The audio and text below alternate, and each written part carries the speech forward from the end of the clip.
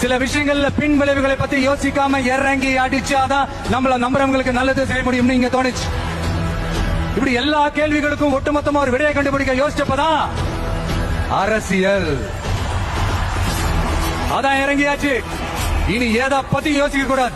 யாரு மேல யாரு கீழே அப்படின்ற பாகுபாடெல்லாம் எப்போ நம்ம பார்க்க போறதே இல்ல. நம்மளை பொறுத்த வரைக்கும் நம்ம எல்லாருமே ஒண்ணுதான், நம்ம எல்லாருமே சமம் தான்.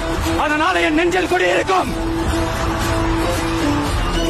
மக்கள் உணர்வுகளை மதிக்க தெரியாத, மக்களுக்கு அடிப்படை சமூக நீதியான பாதுகாப்பை கூட உறுதி செய்ய இயலாத, கூட்டணி கணக்குகளை மட்டுமே நம்பி இருமாப்புடன் 200 வெல்வோம் என்று எகத்தால முழக்கமிடும் மக்கள் விரோத ஆட்சியாளர்களுக்கு என் மக்களோடு இணைந்து நான் விடுக்கும் எச்சரிக்கை.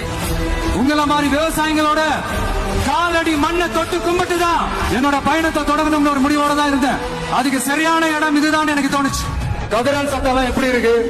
மாண்புமிகு மன்னராட்சி முதல்வர் அவர்களே, மாண்புமிகு திரு முத்துவேல் கருணாநிதி ஸ்டாலின் அவர்களே, பேர மட்டும் வீராப்பா சொன்ன பத்தாதவர்களே, செயல்லையும் ஆட்சியிலையும் அதை காட்டணும் அவர்களே.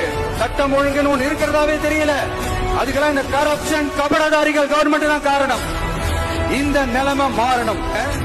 சின்ன பொண்ணுங்க, வீட்டுல இருக்கிற பொண்ணுங்க, வேலைக்கு போற பொண்ணுங்கன்னு இவங்க எல்லாருக்கும் நடக்கிற கொடுமைகளை சொல்ல முடியல சார்.